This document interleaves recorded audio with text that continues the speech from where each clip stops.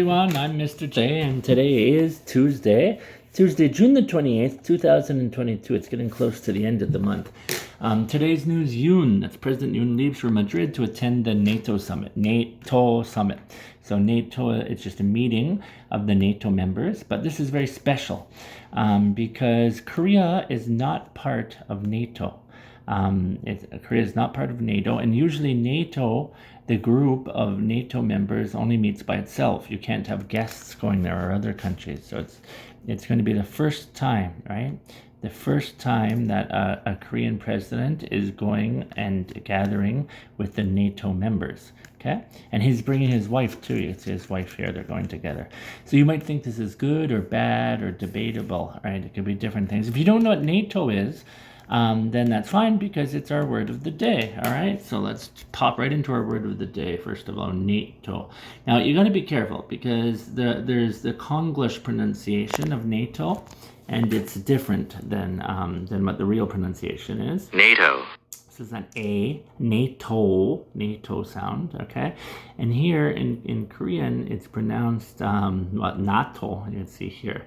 All right, but you might not know what that is. So if you're advanced, if you're watching this video, you're advanced, I want you to know what NATO stands for. So North Atlantic Treaty Organization. I want you to write that down and memorize those because I'm going to ask you what does NATO stand for. So you need to know those 4 words, okay? And it's just a group of countries like from North America and Europe that promise to protect each other if they're attacked. So for instance, Russia attacked the Ukraine, right?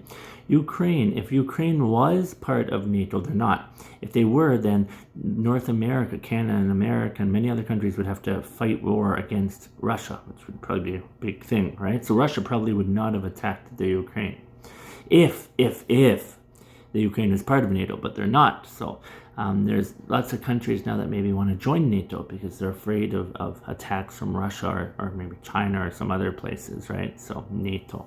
So yeah, all right. The pronunciation, like I said, you have to be careful, right? Here. NATO. It has 1 and 2 syllables with emphasis on the first syllable, and it's not NATO, it's NATO.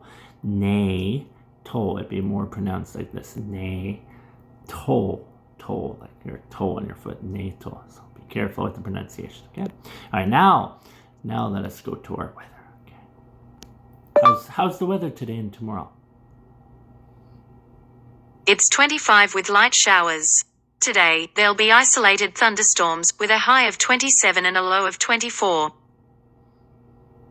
There'll be showers with a high of 26 and a low of 23.